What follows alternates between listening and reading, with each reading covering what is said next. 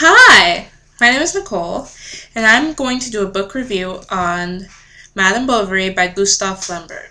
I don't know if I'm pronouncing his name correctly because I don't speak French, and I don't know how to pronounce French, and I don't know how to do anything with French, but yeah. And this book is going to be about, or is about, this book is about this woman named Emma. And she's a farmer's daughter. And this man named Charles Bovary falls in love with her after fixing her dad's leg, because he's a doctor. And, well, they get married after asking for her father's hand, of course.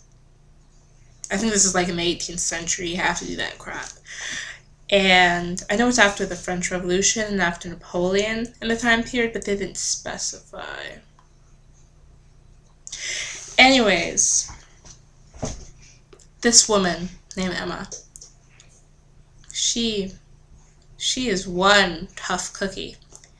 She is a scarlet woman, a harlot, I know those are synonymous, a spendthrift, everything. She is just like, she's on the ball right there. Adultery is her middle name.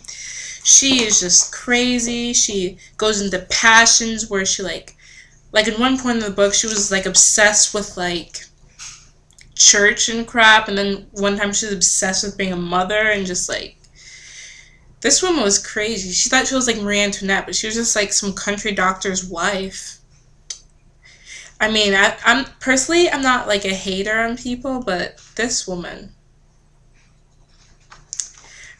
she like lived in this little bubble of fantasy where everything was like perfect and shiny and everything was within her reach, and she just had so much ambition and so much fanciful thoughts that it sort of clouded her true beauty. And in this book, it did say that she was quite beautiful. This is how they described her initially in the book when she was like, I think my age, around 16.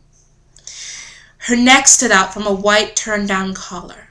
Her hair, whose two black folds seemed like a single piece, so smooth were they, was parted in the middle by a delicate line that curved slightly with the curve of her head, and just showing the tip of the ear.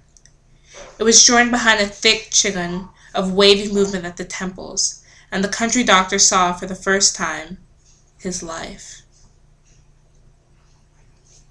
Oh my goodness. So we can all agree here that she was hot. She was a hot woman. And this book is good.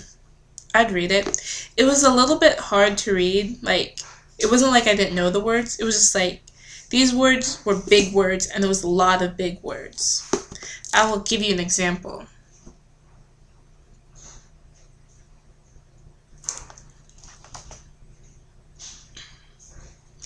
Never had Madame Bovary seen such beautiful beauty in this period. She had the unidentified beauty that results from joy, from enthusiasm, from success, and is only the harmony of temperament and with circumstances. Her desires, her sorrows, the experience of pleasure, with her ever-young illusions. Okay, that was not hard. Might be. Anyways, there's hard parts in it. And if you're like in middle school or something, maybe you should wait like a year. Unless you're like crazy smart, in which case, forget me. Anyways, read this book. It's pretty good. I loved it. Even though she was like a big SMH. If you read Gone with the Wind, she reminded me a lot of her. I mean, they both had black hair. They both were a little testy, except Scarlet wasn't a hoe. She is. Anyways, I'm leaving because I have stuff to do. I got a life, man. But before I go, the next book I'm reviewing is The Commoner. It's by the same guy that wrote Reservation Road. And so I'm hyped for this book. I saw them in Barnes & Nobles, and I saw from the same guy that wrote Reservation Road, except they didn't say it that way. They were like, from the author that also wrote Reservation Road. But this is the hood. We don't speak like that in East Cobb. Anyways, bye.